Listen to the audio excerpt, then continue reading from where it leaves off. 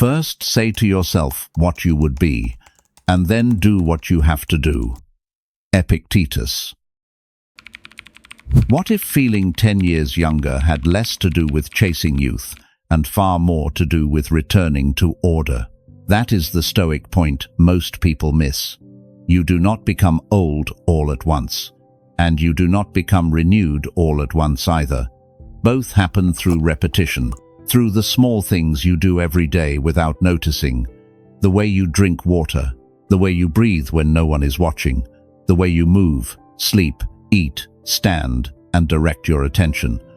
What looks ordinary is often what shapes your vitality most deeply. That is also the central movement of this content, where simple daily habits are presented not as cosmetic tricks, but as disciplined practices that restore clarity, steadiness, and presence from within. The Stoics never treated the body as a decoration. They saw it as an instrument of character. If the instrument is neglected, the mind grows dull with it. If the instrument is governed with intelligence, the whole person changes. That is why these habits matter, not because they promise vanity, but because they rebuild self-command. And self-command has a visible effect. Your posture changes. Your eyes wake up again. Your energy stops collapsing in the middle of the day. You do not look younger because you are pretending. You look younger because you are no longer living in quiet disorder. There is a reason this is not just philosophy. Modern psychology has found that adults who feel younger than their chronological age tend to show better health outcomes, and the American Psychological Association has highlighted evidence that feeling younger may buffer the harmful effects of stress in middle-aged and older adults. So before you dismiss any of what follows as too simple, ask yourself one honest question. If your exhaustion has been built through repeated habits, why should your renewal not begin the same way? What you are about to see is not a fantasy about becoming young again. It is a disciplined path toward feeling lighter, clearer, stronger, and more alive than you do now. And that kind of change does not begin in the mirror. It begins in the smallest acts you repeat every day. 1. Hydration as an act of self-command. Start with something you do every day and still rarely do with awareness. Drinking water. It sounds insignificant, but the Stoics taught that character is trained in what is small, not in what is extraordinary. What you repeat without awareness eventually governs you. Your body is not an object you use. It is the instrument through which you decide, endure, and act. And like any instrument, it responds to the way it is treated. A dehydrated body does not revolt loudly. It fades slowly. It loses clarity. It loses tone. It loses presence. It does not age in a day. It wears down in silence. This is not about counting glasses or obeying some popular rule. It is about intention. When you wake up, before the day begins to claim your attention, before outside noise takes control, drink a glass of warm water. Not cold, because shock weakens. Not hot, because this is not yet the moment for activation. Warm, steady, like your mind should be at the start of the day. That gesture is not only physical, it is a signal. When you drink slowly, without hurry, you remind yourself that your rhythm belongs to you. You do not begin the day in reaction. You begin it by choice. Marcus Aurelius understood that nothing is stronger than a mind that remains anchored in its center. That center is trained from the first moment of the day. As you drink, do not let it become mechanical. Pay attention. Feel it. Picture the water moving through what was resting, clearing what had become stagnant, waking what had gone dull. This is not imagination for its own sake. It is disciplined attention, and disciplined attention creates order. Carry that same principle through the day. Drink in small amounts. Drink with calm. More is not always better. Excess does not restore. It only pushes the body out of balance. What helps you is steadiness, not force. Epictetus warned that excess is just another form of disorder. That applies even to something as simple as water. The results will not be dramatic, they will be solid. First comes clarity, then strength of tone, then presence. Your skin responds, your eyes look more awake, your energy becomes more even. Not because you found some hidden secret, but because you stopped treating your body as if it were unimportant. Anyone who neglects the basic cannot sustain the demanding. If you want to keep your vitality after 50, begin with what looks almost too simple to matter. Self-command does not begin in force. It begins in attention. And now your attention must turn to something even more constant, something you do thousands of times each day. You breathe. But most likely, you do not breathe well. 2. Breathing as an act of inner control. When was the last time you truly breathed? Not automatically, but consciously. Not absent-mindedly, but with full awareness. Feeling the air come in and leave as the most basic movement of life. Most people, especially after 50, breathe in a shallow and incomplete way without ever realizing it. They use only a small fraction of their lungs. They live in a state of quiet tension, as if the body were always preparing for danger, even when no danger is there. It is like owning a powerful tool and using only half of it. The Stoics taught that exhaustion does not always come from having too little. Often, it comes from misusing what is already available. Shallow breathing keeps the body on constant alert. It speeds wear. It drains strength. It ages you quietly. It does not announce itself as a crisis. It appears as ordinary fatigue. And that is why so many people accept it. You may know this condition well. A heavy body, a bent back, a feeling of having too little strength even to enjoy what you love. Epictetus taught that the body is an instrument of the soul, and when you fail to govern it, it begins to govern you. Many people blame age for this loss of vitality, when in truth it comes from habits so familiar that they were never examined. There was a woman of 65 who had reached exactly that point. She walked slowly, she spoke with resignation. She kept saying that she no longer had enough energy even to spend time with her grandchildren. The problem was not a lack of love. It was deep exhaustion. For months, she practiced conscious breathing in a simple and steady way, without dramatic promises, without chasing miracles. Over time, her posture changed. Her mood returned. Her body answered. Activities she had quietly abandoned became possible again. A kind of energy she thought was gone began to return. It was not magic. It was order. Seneca insisted that nature works through simplicity, and whenever something starts to feel complicated, it is often because you have drifted away from what is essential. Conscious breathing follows that rule. It is simple. It is direct. It is effective. It does not ask for extreme effort. It asks for attention. Sit or stand in a position that allows your spine to stay upright without stiffness. Place one hand on your chest and the other on your abdomen. Breathe so that only the abdomen moves. That is how you know the diaphragm is doing its work. This forgotten muscle matters more than most people realize. It helps oxygen move through the blood properly and supports the system your body depends on to repair, restore, and renew itself. Breathe in through your nose to a slow count of 4, allowing your abdomen to expand without strain. Hold the breath for a brief moment, letting the oxygen travel through the body. Then, exhale through your mouth to a count of 6, emptying fully and releasing the tension you have been carrying.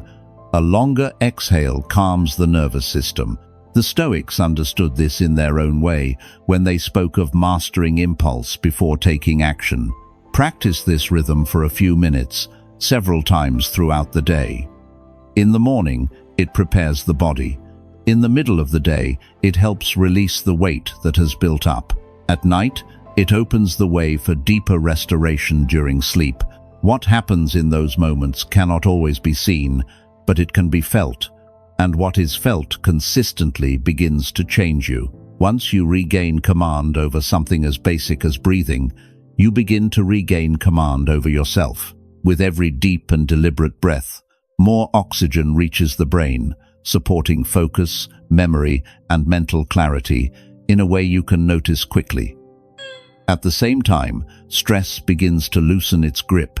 Cortisol, the hormone that has quietly worn down your body for years, starts to ease. This is not a minor adjustment. It is a direct intervention into your inner state. This conscious act also supports the body's regenerative functions, the same ones that once sustained strength, vitality, and recovery more easily in youth. The goal is not to turn back time. The goal is to reactivate what still exists within you. The Stoics reminded you that nature does not abandon you all at once. It responds to how you treat it. The body does not ask to be punished. It asks to be guided. For years, people have repeated one sentence with resignation. At this age, you just cannot exercise like before. It is said as though time had already passed judgment, as though growing older were a final sentence of decline and immobility. But that belief is false. You do not need to train as you did in your 20s to remain alive from within. Forcing the body into routines that no longer fit does not restore youth. It only creates frustration. The wisdom that comes with age opens different paths to vitality, simpler paths, more effective ones. You do not need marathons. You do not need punishing workouts. You do not need programs designed for bodies that have not yet carried years of strain and experience. The mistake is to confuse intensity with effectiveness. Your body works less like a machine and more like a river. A river that keeps moving stays clear, oxygenated, and alive. When the current stops, the water stagnates, loses clarity, and begins to decay. The same thing happens within you. Conscious movement keeps your inner current alive. Stillness turns everything into weight. That is why there is a form of movement so simple, so accessible, and so effective that it can restore flow even when the body has limits, even when years have passed without training. It does not demand extreme effort or special conditions. It works by waking what was never fully extinguished. This practice takes only 10 minutes a day, yet those minutes begin to change how your body responds, how it feels, and how it repairs itself. For the first few minutes, raise your arms as you inhale and lower them as you exhale, standing or seated according to your ability. The posture matters less than the intention. That is the true point. As the breath moves in and out, more than the lungs are moving, stored tension begins to leave. This is the essential difference. It is not a mechanical gesture. It is an act of presence. Epictetus taught that movement alone does not transform you. What transforms you is the attention you bring to it. Each repetition wakes areas that have been inactive for too long. This is not suggestion. Conscious movement improves circulation and supports the lymphatic system, which helps the body cleanse itself from within. As this happens, the body becomes more efficient again. Energy begins to travel with greater continuity from your hands to your feet. 3. Conscious movement as a return to inner flow. Then come the circular movements that awaken the joints. The shoulders begin to release the tension they have carried for too long. The neck moves with care, supporting the mind that lives within it. The hips recover mobility and remember that they are still a center of balance and strength. There is no rush here, no demand, only continuity. This kind of practice is not meant to impress anyone. It is not competition. It is a way of sustaining life with dignity. The body responds when it is given what it truly needs. Movement, attention, consistency, nothing more, nothing less. Do you know what you are really doing when you perform these movements that seem so simple? You are caring for your body as someone would who understands its value. The Stoics reminded you that the body is an instrument placed in your care, not something to neglect. When you move each joint with attention, You act like someone maintaining an essential tool in proper condition. This is not vanity. It is responsibility. And there is something even deeper happening beneath that. You are also stimulating the lymphatic system, the quiet mechanism that clears away what the body no longer needs. Many people ignore it because they cannot see it. Yet, without it, decline accelerates. To care for it is to choose clarity and continuity. The final 4 minutes are given to conscious walking. If you cannot walk, then move your legs while seated, because the principle remains the same. The principle is intention. Epictetus taught that transformation does not come from the outward act alone, but from the inner disposition behind it. If you walk, walk with the dignity of someone who knows that each step is an act of self-respect. If you remain seated, move your legs with that same awareness. The level of mobility is not the point. What matters is that you do not move from inertia, but from decision. Intention is what turns an ordinary movement into a regenerative practice. As you walk or move your legs, repeat these words inwardly as a steady reminder, not as empty, wishful thinking. You are strong. You are young. You are vital. You do not say these words to deceive yourself. You say them to remember a truth that exists beyond chronological age. Marcus Aurelius insisted that the mind leads the body. What you hold steadily within will, over time, begin to express itself through the body. The mind listens to what you repeat, and the body answers that command in time. When this ritual is practiced daily for 2 weeks, the change becomes visible. Blood flow improves in a noticeable way, carrying oxygen and nutrients with an efficiency you may have thought was gone. Balance becomes stronger, and walking no longer feels uncertain. The joints regain fluidity, and pain begins to give way to natural movement. Even the brain responds, building new connections that support mental agility. This is not an outside miracle. It is consequence. As Seneca would say, nothing happens by chance when consistency is present. 4. Eating with measure as a form of self-respect. Now you enter a territory that often awakens resistance. Food. This is not about punishment. It is not about harsh restriction. The Stoics did not preach extreme deprivation. They taught right measure. You are not being handed an endless list of forbidden foods. You are being shown a different relationship with eating, one that frees you instead of trapping you in conflict. People who reach later years with vitality do not only choose carefully what they eat, they also choose how they eat and from what inner attitude they eat. In places like Okinawa, where longevity is common, the principle is clear. Eat until you feel about 80% satisfied. That remaining space is not lack, it is room. Room for the body to repair instead of exhausting itself through excess digestion. It is calm discipline. It is allowing your vital force to move toward renewal, not only toward processing more than you truly need. There is no deprivation here. There is intelligence applied to how you care for yourself. When you eat until you are completely full, you are not honoring life. You are forcing your body into urgency. Every available resource is redirected toward digestion, while the quiet work of repair, the work that preserves vitality over time, is set aside. The Stoics understood that excess always carries a cost, even when it is not immediately visible. Your body is like a house with limited energy.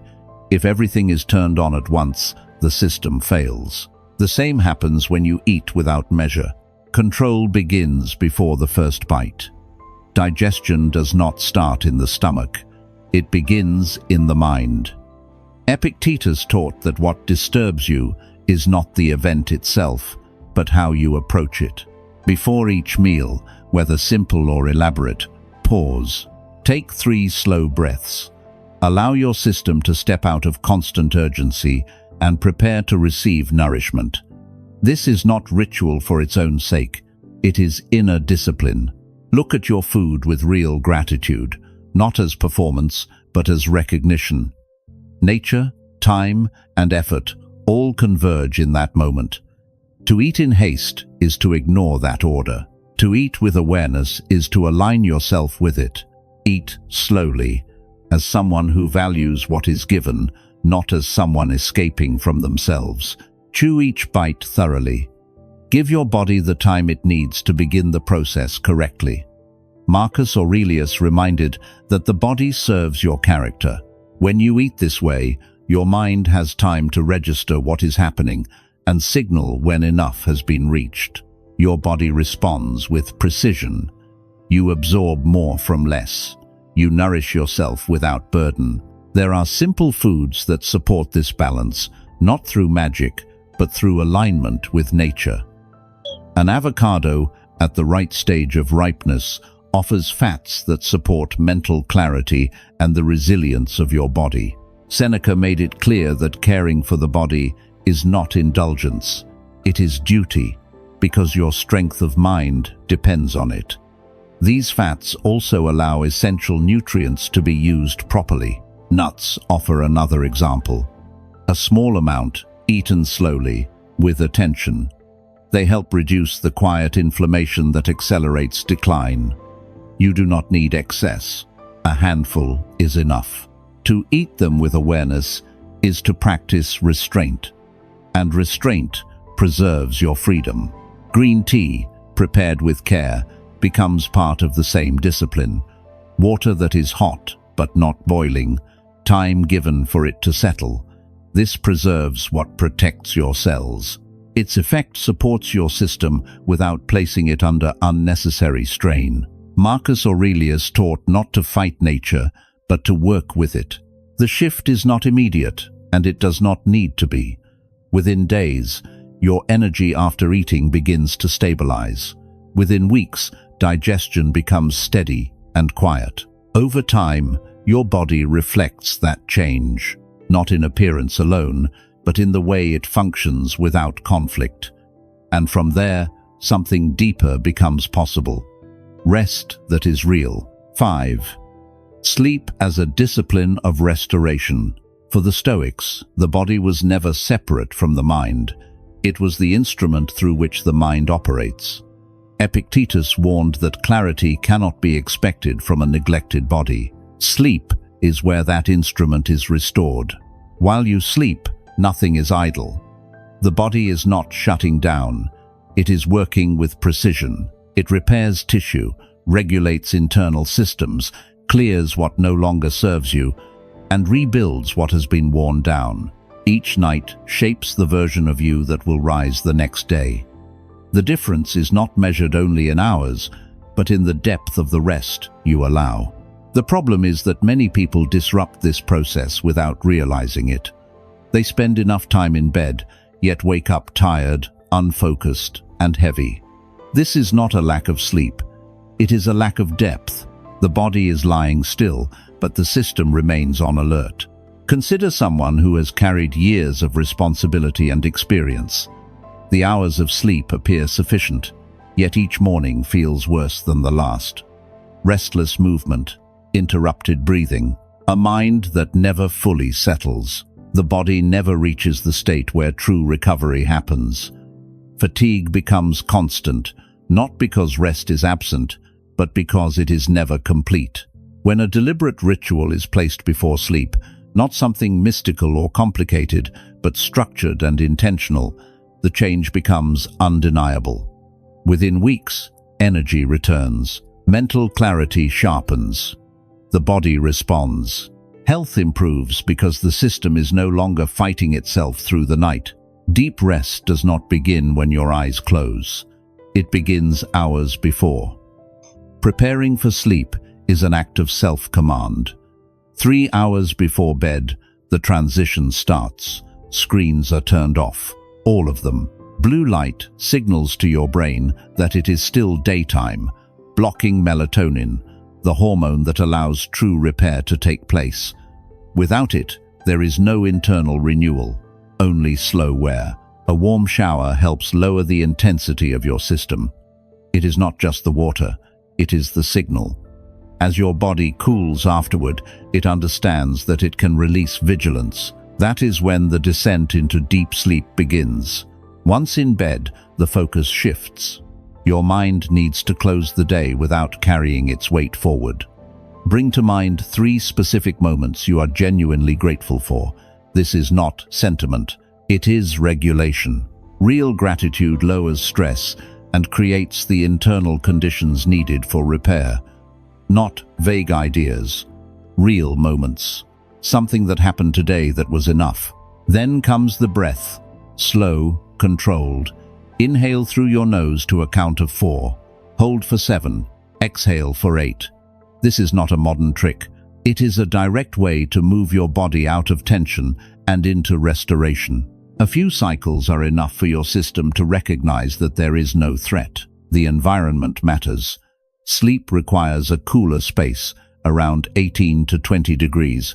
Your body must lower its internal temperature to enter deep rest. Without that, sleep remains shallow. Sleeping well is not a luxury. It is discipline. And discipline, as the Stoics understood, is not punishment. It is freedom. Each night, you decide whether your body repairs or continues to wear down.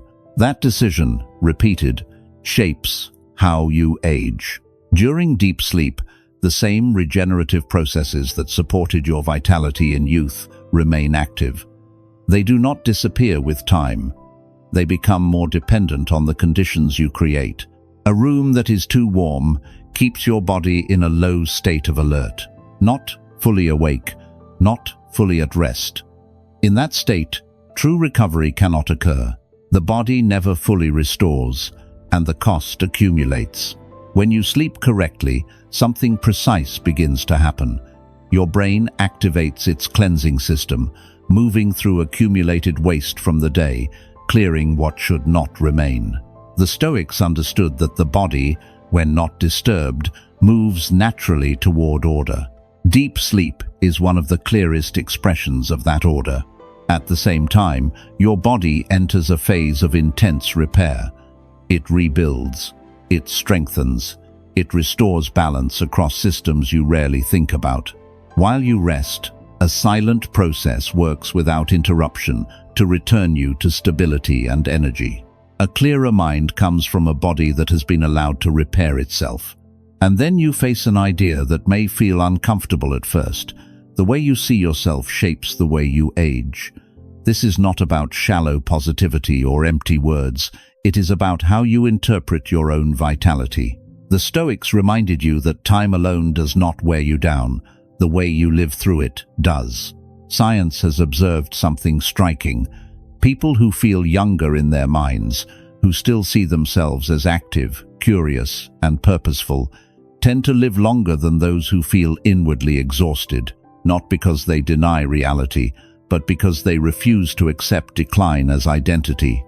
And what matters most is this: that inner state can begin to change in days, not decades. When inner perception changes, the body follows. Your posture changes, your energy changes, the way you move changes. Even the way others read your presence begins to shift. Marcus Aurelius wrote that each life reflects its dominant thoughts, not as decoration, but as daily discipline. There is a simple practice that serves as a reminder of that discipline. Each morning, when you stand before the mirror, resist the impulse to search immediately for wrinkles, fatigue, or signs of decline. That automatic search trains the mind in surrender. Instead, look with intention at what is still alive. The brightness in your eyes, the steadiness in your body, the experience written across your face. Meet your own gaze and greet yourself with respect. Good morning, young spirit. This is not naive. It is conscious direction of attention. There is another practice that goes deeper. Question the age you truly inhabit. If you did not know your birth date, if no document existed to remind you, how old would you feel based on your energy, your curiosity, your desire to learn, your capacity for wonder? That feeling is closer to your real age than the number on a page. It is the age you influence each day through thought, attitude, and conduct. To complete this process, 5 minutes of stillness are enough. Sit in silence. Connect with a version of yourself that is more vital. Not the version from 20 years ago without experience, but the one that exists now, strengthened by everything you have lived, yet aligned in body and mind. Epictetus taught that no one grows old simply because time passes, but because care is abandoned in the things that still depend on choice. This is where that care begins. 6. Self-perception as a force that shapes vitality. Picture a steadier and clearer version of yourself, not as empty wishful thinking, but as an act of inner command. Feel what it is like to live in a body with stable energy, a mind that stays awake, and a curiosity that has not surrendered to the years. Notice how you walk, how you speak, how you hold another person's gaze, how you meet difficulty without panic and without theatrical optimism, but with active calm. Give 5 minutes a day to this deliberate act, and you will discover that it is not fantasy, it is training. You will not only notice an immediate shift in your inner state after each practice. Over time, that vitality and clarity begin to enter your daily life on their own. It is as though you establish an inner pattern, a quiet standard that both mind and body begin to follow without resistance. The Stoics warned that the soul gradually takes the shape of whatever it contemplates with consistency. What you hold in the mind eventually helps shape your character. Modern science only confirms what the wise understood long ago. Research suggests that people who regularly practice vivid forms of positive self-visualization often show healthier markers associated with cellular resilience. These markers are linked to the body's capacity for repair. When that capacity is preserved, decline slows. When it weakens, aging accelerates. These same people also tend to show lower inflammation, sharper cognitive function, a stronger immune response, and a greater sense of well-being that becomes visible in ordinary life. When the mind is governed, the body is influenced in real and measurable ways. Each thought you hold becomes an instruction your body begins to follow. When those instructions come from steadiness, clarity, and grounded energy, your body aligns with that message. Marcus Aurelius reminded that your life reflects the thoughts you repeat most often. This is not abstract, it is consequence. 7. Relationships as a source of living strength. There is a quiet truth that cannot be packaged or sold. People who maintain real and meaningful connections not only live longer, they feel younger and more alive than those who remain emotionally isolated. This is not coincidence. It is how your nature works. When you connect sincerely with another person, when you share real laughter, when you give or receive genuine support, when a conversation reaches something deeper in you, your body responds.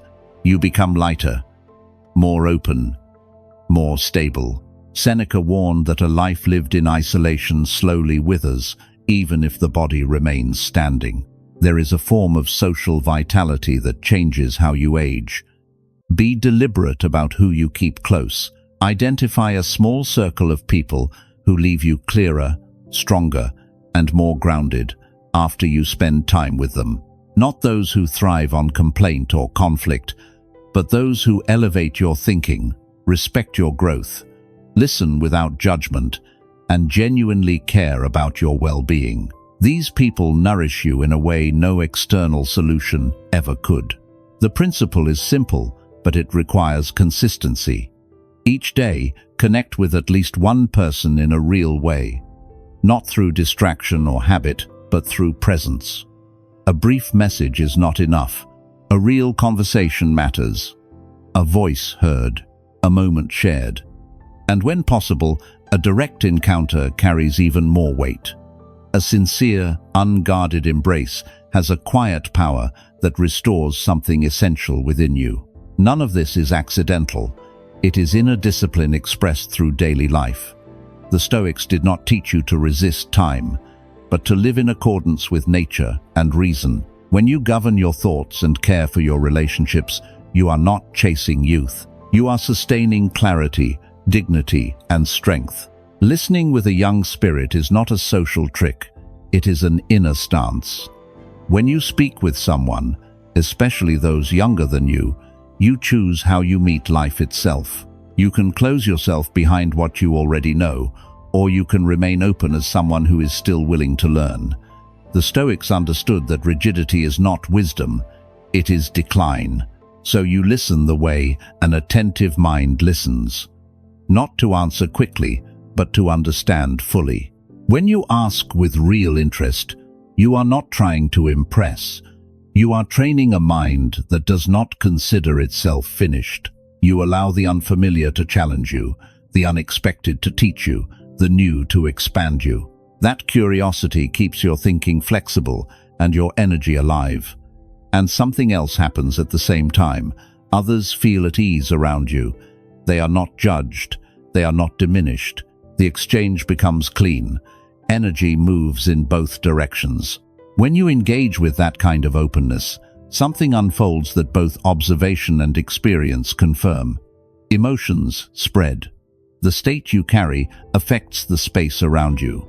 When you bring calm, enthusiasm, and genuine attention, others begin to respond with more vitality. This is not mysticism. It is coherence. Marcus Aurelius insisted that your inner state is your responsibility. When you cultivate it, it shapes your environment. Healthy relationships do more than feel good. They support your entire system. They keep your mind engaged, reduce the weight of stress, and strengthen your internal balance. Not because life becomes easier, but because you are no longer carrying it alone. Seneca warned that prolonged isolation weakens even the strongest spirit. Sharing does not drain you, it regulates you. And there is something even deeper. When other people experience you as alive, present, and curious, you begin to see yourself that way as well. Human reflection gives back the image you project. That image then starts shaping your posture, your energy, and the way your body functions each day. What you hold steadily in the mind begins to appear in the body. 8. Sunlight as disciplined cooperation with nature. Here you meet an ancient ally that many people have learned to fear. The sun is not an enemy to escape from, it is a force to understand. For centuries it accompanied human life. The problem is not light itself. The problem is unconscious excess. Epictetus taught that nothing is harmful by itself, but by the way it is used. Sunlight allows your body to produce vitamin D, which acts more like a regulating force than a simple nutrient. It influences countless processes linked to vitality, resilience, and balance. When its levels are sufficient, the body works with greater harmony, like an orchestra guided with intelligence. Conscious exposure requires judgment, certain moments of the day, brief periods, deliberate contact. This is not about surrendering yourself to the sun, it is about relating to it with respect. When you choose to do this without distraction, with full attention, a simple act becomes regenerative. You do not check your phone. You do not run mentally into the next obligation. You remain present. You receive. You give thanks. The Stoics called this living according to nature, not as a romantic slogan, but as a form of order. To listen better, to expose yourself better, to live better. Everything begins when you stop reacting automatically and start acting with awareness. That choice, repeated over time, supports a life that is clearer and steadier. Feel consciously how sunlight touches your skin and does its work without rush and without excess. This is not mysticism, it is basic biology placed in service of balance. The Stoics understood that nature does not oppose you. It cooperates with anyone who knows how to work with it. As you remain there, your body begins producing vitamin D in real time, supporting stronger bones, a steadier immune system, and a more balanced mood in ways that can be felt with surprising clarity. Moderation remains the key. After 15 or 20 minutes of direct exposure, wisdom becomes protection. Seeking shade, covering yourself lightly, wearing a hat, or using natural protection is not fear, it is command. Seneca insisted that excess turns even what is useful into harm. The sun follows the same law. It nourishes when used with measure and wears you down when abused. As with food, what is sufficient sustains life. What is excessive weakens it. When this practice becomes consistent, the changes become visible. Your mood rises because vitamin D helps regulate emotional balance. Your bones grow stronger, not only by preventing decline, but by supporting what has been worn down over the years. Your immune system responds with greater precision, making you less vulnerable to infection and internal imbalance. Sleep also becomes more ordered because morning light regulates the inner rhythm that tells your body when to rest and when to wake with clarity. And your skin, without artifice, begins to reflect a health that starts from within, a vitality that cannot be bought and cannot be painted on. 9. Gentle cleansing as an act of responsibility. Inner cleansing follows the same principle of sobriety. Your body is like a house lived in for decades. Over time, residue gathers, some of it useful, some unnecessary, some of it needing to be cleared so the space can remain livable. Unlike aggressive cleanses, this does not demand punishment or sacrifice. Epictetus taught that caring for yourself is not indulgence, it is responsibility. Each morning begins with a simple act. A large glass of warm water with the juice of half a fresh lemon, even before your usual water. To this, add a small pinch of unrefined sea salt, rich in essential minerals. This combination supports the liver, helps balance the acidity built up overnight, and begins the body's natural clearing processes from the first sip. There is no magic here. There is coherence with the body's natural design. Then comes a gentle 12-hour fast. Nothing after 7 in the evening. Nothing before 7 in the morning. During that span, the digestive system rests and energy is redirected toward repair and inner cleansing. Marcus Aurelius reminded that the body obeys better when it is not pushed without pause. There is nothing extreme here, only steadiness. And that steadiness, practiced day after day, is what sustains clarity, strength, and calm over the long term.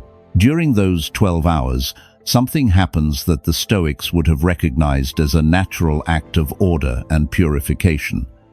The body enters a process of discernment.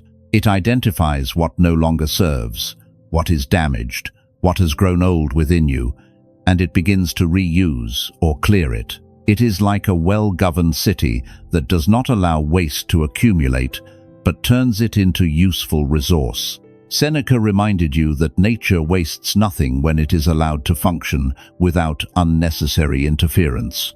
In that same spirit of conscious cleansing, a simple and deliberate practice is added several times a week. Dandelion tea. A modest plant, often overlooked, yet effective in its role. Choosing it in place of an ordinary drink is not random. It reflects the Stoic principle of supporting what is essential. Its natural bitterness stimulates the liver, helping it process fats, regulate internal balance, and clear what has accumulated over time. When the liver functions with clarity, the body responds in visible ways. Your skin becomes clearer, your energy stabilizes, the constant rise and fall begins to settle. A congested system feels heavy. It dulls you. It accelerates decline. A clear system lightens the body and restores a sense of renewal that does not depend on external stimulation. Marcus Aurelius reminded that the body is an instrument of the mind and must be maintained if it is to serve its purpose. Breathing follows the same principle. The lungs are one of your main systems of release, yet they are rarely used with intention. Once a day, outside or near an open window, take 10 slow and conscious breaths.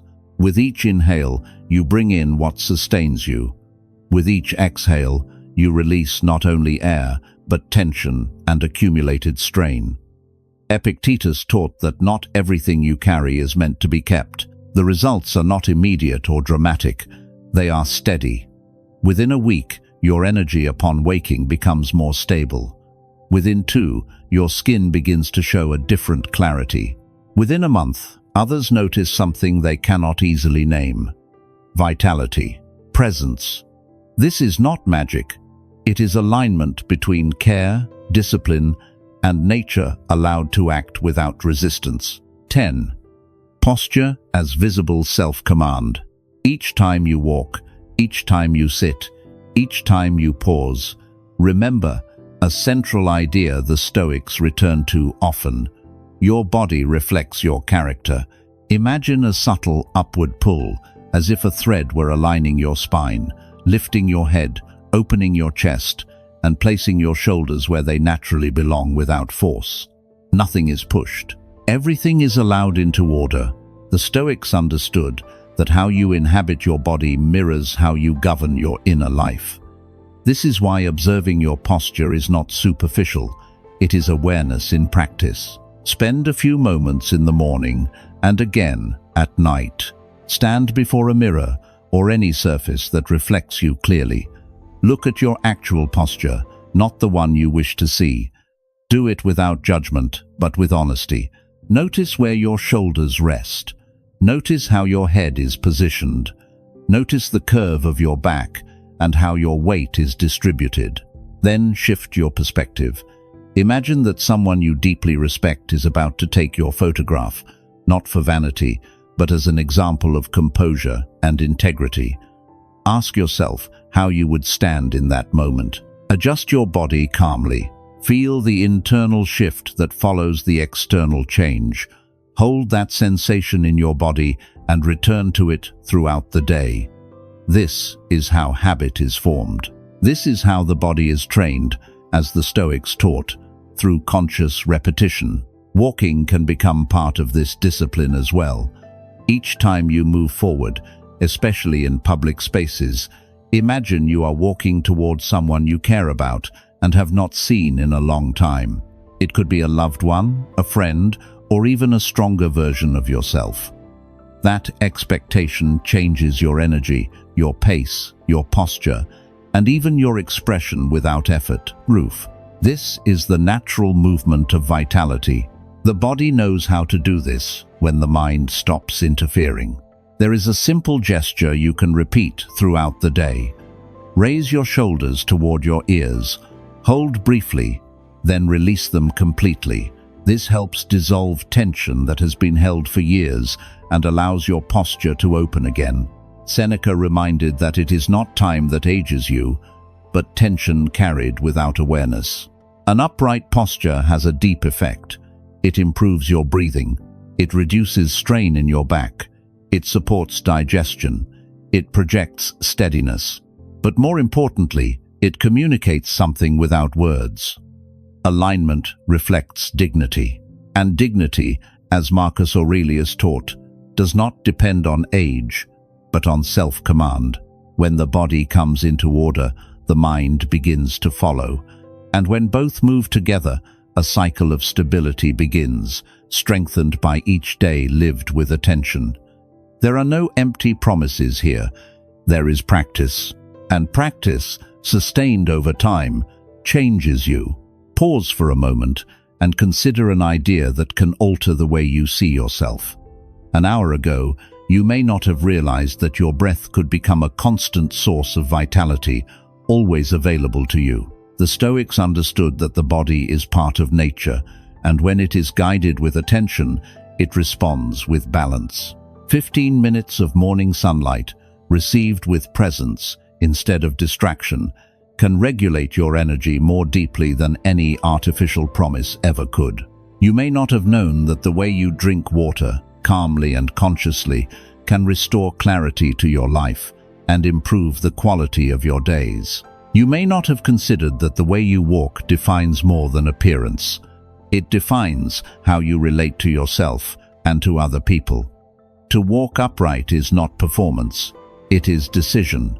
It is the difference between inspiring respect and fading into indifference, between feeling inwardly grounded and dissolving into your surroundings. Now you know. And as Epictetus taught, once you know, responsibility begins. Knowledge that never becomes action is only elegant distraction. It entertains for a moment, then disappears. But knowledge joined to consistent, sober, and self-respecting action becomes real transformation. This is not about forcing sudden change or giving yourself to a burst of enthusiasm that dies within days. Temperance has always been the path of lasting progress. So choose carefully. Select 3 habits that truly resonate with your judgment, your experience, and that inward voice that no longer seeks quick promises, but stability. Practice them for 21 days with calm consistency, not as a race, but as training. The Stoics understood that character is not built through impulse, but through conscious repetition. When those habits no longer feel forced, when they become part of your ordinary day, then add 3 more. Move forward in that way, without violence against yourself. If you sustain this process, 6 months from now, your energy, your presence, and the way you inhabit each day will be different, not because of miracle, but because of consequence. Marcus Aurelius reminded that each life is shaped by repeated thoughts and repeated actions. Vitality is not a number on a document. It is a living state of attention, curiosity, and connection to the simple fact of being here. Your body, even now, is prepared to renew itself and sustain you longer than you think. It only needed you to stop ignoring it. Now, ancient insight and modern understanding stand together in your hands. That union is strength. Before this ends, remember one thing. If these words have touched something real within you, pass them on, not as obligation, but as coherence. Whatever strengthens you, when shared, can strengthen others as well. Make a clear sign of commitment to your own character by marking this moment consciously, not to please anyone else, but to remind yourself that you have decided to take your life seriously. By joining a space like this, you place yourself among people who understand that age is not the ending point of anything. It is the moment when will stops scattering and begins to gather. This is where those who understand that the best years are not behind them, but ahead of them, come together and build those years day by day through intention and discipline. But something more valuable remains. Speak honestly about your own experience. Say which habit you will take on first. Name your doubts without shame, because doubt is not weakness. It is often the sign that you are standing before a real change. Speak also of your deepest aspiration, the kind of person you are choosing to become, and do not hide your fears. Once they are named, they begin to lose their power. The Stoics understood this long ago. Whatever is faced clearly no longer governs you from the shadows. When you declare an intention out loud, your mind begins to align with it. What was once abstract becomes concrete. Commitment takes shape. And when you return weeks later and speak about what you sustained, what shifted in your energy, in your mood, in the way others respond to your presence, you are doing more than you realize. Your experience can become the moment that awakens someone who had already given up on improving, on strengthening, on feeling alive again. This space exists to share principles that are not meant for applause, but for results. Knowledge that runs deeper than what is easily noticed. Ancient insight tested against modern understanding, capable of saving you from unnecessary wear, false solutions, and costly paths that lead nowhere. This is not about promises, it is about reclaiming what has always been yours. A life that is steady, grounded, and fully lived through conscious decisions. If these words have shifted how you approach the next hours of your life, pass them on to someone who needs them. Perhaps someone who has lost confidence in their ability to renew themselves. Stay attentive, not out of expectation, but out of readiness. What matters most does not happen here. It happens in your daily life. No idea replaces a decision put into action. Do not let what you have understood dissolve into distraction. Do not turn these ideas into something interesting that is never lived. Choose one habit, just one. Begin with it today. Stoic philosophy does not ask for grand gestures. It demands coherence. And coherence always begins with a small action, sustained with firmness. Commit to practicing it for the next 21 days, as if your life depended on it, because in many real ways, it does. The Stoics taught that transformation does not come from intention alone, but from repeated action carried out with awareness. Start today, not tomorrow when there is more time, not next week when things are calmer. Now, in this moment, with the first conscious breath you take when this ends, the version of yourself you are shaping, stronger, clearer, more vital, is already waiting with quiet gratitude for the decision you make today. Marcus Aurelius reminded that the body follows the mind when the mind knows how to govern itself. Each part of you carries the capacity to renew. Each day offers another chance to feel more alive than the one before. Each conscious breath moves you closer to a steadier version of yourself. Hold these words as a daily reminder, not for comfort, but for direction. You are not passively aging as a victim of time. You are evolving as the one who shapes your own path. You are not inevitably losing youth. You are gaining understanding. And that understanding can join with physical vitality to create something uncommon. Maturity with energy, experience with enthusiasm, clarity with strength. When you bring together the wisdom that comes from years lived with attention and the discipline of simple, steady habits, you become someone rare. Epictetus taught that it is not time that shapes you, but how you use it. You become the most complete version of yourself so far, a version where physical strength meets emotional and inner stability. Let each day become a real opportunity to feel more present, more vital, more awake than the day before. Let each conscious breath remind you that you are not an accident, but a process in motion. Let each morning stand as a clear invitation to build a version of yourself that reflects your highest standard. Your best life is not behind you, waiting to be remembered. It is ahead of you, waiting to be built through the decisions you make today.